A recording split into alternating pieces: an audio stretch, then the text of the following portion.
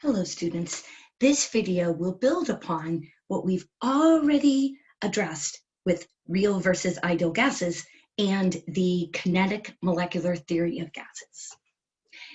Recall that what we, for example, created in lab and collected and tested, the oxygen, the nitrogen that we breathe in, the carbon dioxide that we exhale, those are real gases.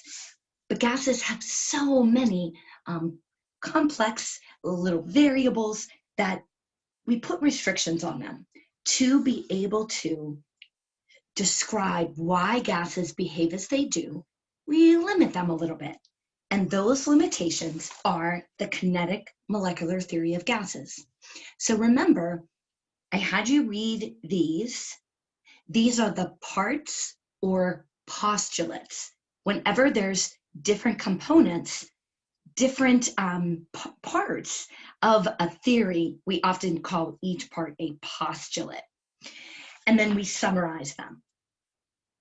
And I want to make sure it's very clear. I will never ask you to write out the kinetic molecular theory of gases.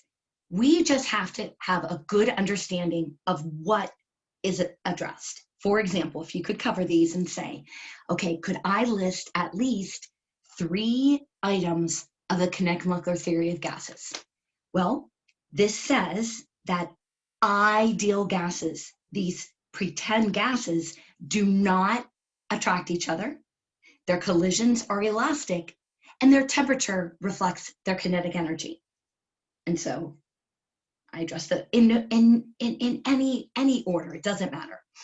A question could come your way on a test that reads, all of the following are addressed in the kinetic molecular theory of gases except for, and those kinds of things. So we want to have a working understanding of this. Okay, but there's a reason I have these 2 circled. This isn't a far stretch to say that the temperature of any gas, if it's real or ideal, reveals somewhat its kinetic energy, because temperature is a measure of the average kinetic energy. They have such high kinetic energy that there's not much energy lost in the collision. So that's not a very, very far stretch. And of course, this, we know gas particles move in rapid random motion. But it's really this and this, what I have as number 1 and number 3, that really are what make an ideal gas, or because real gases do show particle attraction and do have volume, that's what makes them real gases.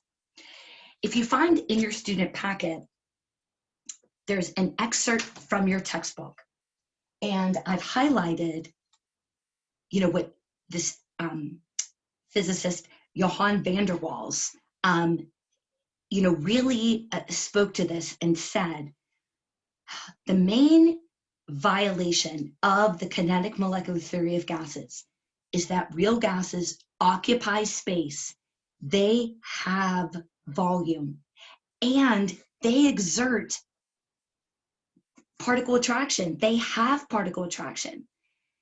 If gases didn't exert particle attraction, we'd have no liquids or solids. Then our world would just be gases. So they have to have particle attraction. And if they don't have volume, then they're not matter. To be matter, substances have mass and, of course, take up space. So these are really a stretch. Those are really hard to be able to, say, oh, okay, we're going to extend these descriptions to real gases. So it's really these that make an ideal gas an ideal gas. So all that we're learning, Boyle's law, the combined gas law, we are going to add to this with other laws. Well, these really only apply to ideal gases. Oh. So why do we even learn about them if they apply to gases that don't exist? Well, there are conditions in which we can encourage a real gas to behave ideally. And those would be very high pressure and low temperature. Very high pressure and low temperature. And then also, if you can choose a gas that doesn't have a lot of particle attraction, for example, a non-polar diatomic. We know water molecules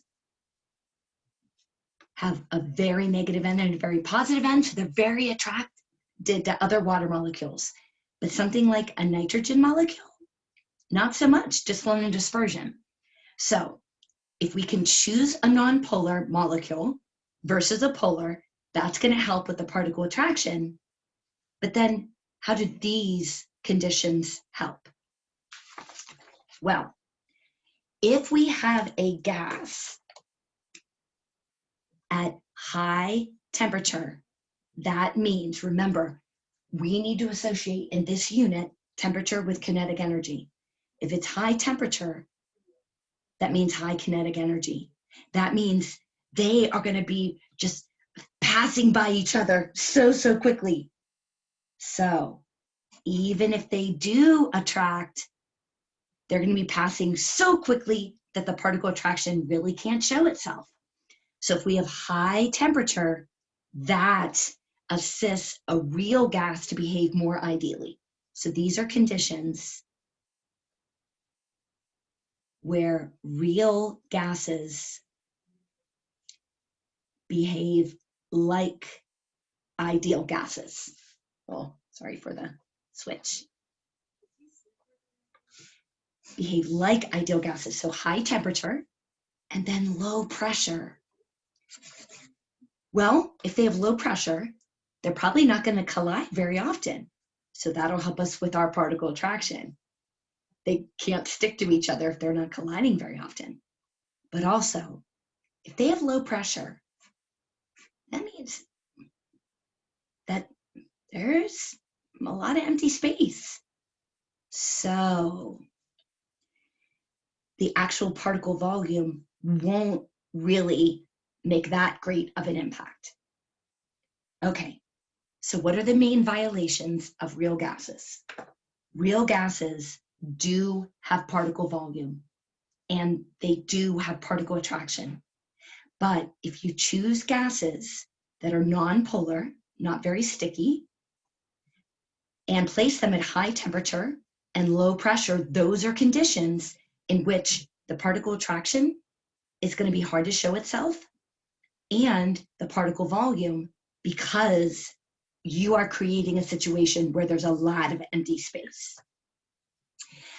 I encourage you to read through this, and then I'm asking you to answer some of the questions below this and on this page. And of course, we'll talk about this more when we're together.